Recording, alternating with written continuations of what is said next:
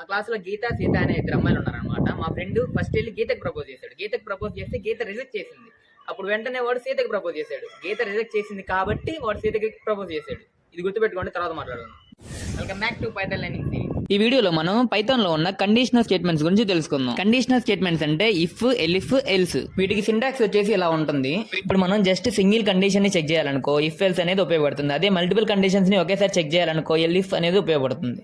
ఇప్పుడు మనం జస్ట్ ఒక సింగిల్ కండిషన్ ని చెక్ చేస్తూ ఒక ప్రోగ్రామ్ రాద్దాం. ఫస్ట్ మనం ఏ ఒక వాల్యూ, బి ఒక వాల్యూ అసైన్. నెక్స్ట్ ఏంటంటే ఏ అండ్ బి మధ్యలో ఒక కండిషన్ మనం చెక్ చేయాలి. అదేంటంటే ఏ గ్రేటర్ దెన్. ఒకవేళ ఆ కండిషన్ నిజంగానే కరెక్ట్ అనుకో ఇఫ్ బ్లాక్ లో ఉన్న ప్రింట్ స్టేట్మెంట్ రన్ అవుతుంది. ఒకవేళ ఆ కండిషన్ తప్పు అనుకో ఎల్స్ బ్లాక్ లో ఉన్న ప్రింట్ స్టేట్మెంట్ రన్ అవుతుంది. ఇంతగా నేను చెప్పిన ఎగ్జాంపుల్ కూడా అదే. గీత రిజెక్ట్ చేసింది కాబట్టి వాడు సీతకి ప్రపోజ్ చేశాడు, కానీ గీత యాక్సెప్ట్ చేస్తే గీత దగ్గరే ఉండేవాడు కదా. అక్కడ రిజెక్షన్ మీద బేస్ అయ్యింది, ఇక్కడ కండిషన్ మీద బేస్ అయ్యింది, అంతే తేడా. ఇక్కడ మనం ఇచ్చిన ప్రకారం ఇఫ్ అనే కండిషన్ తప్పు కాబట్టి ఎల్స్ బ్లాక్ లో ఉన్న ప్రింట్ స్టేట్మెంట్ ప్రింట్ అయింది. దీనికి ఆన్సర్ తెలిసినట్టయితే అవుట్పుట్ ఏంటో కామెంట్ చేయండి.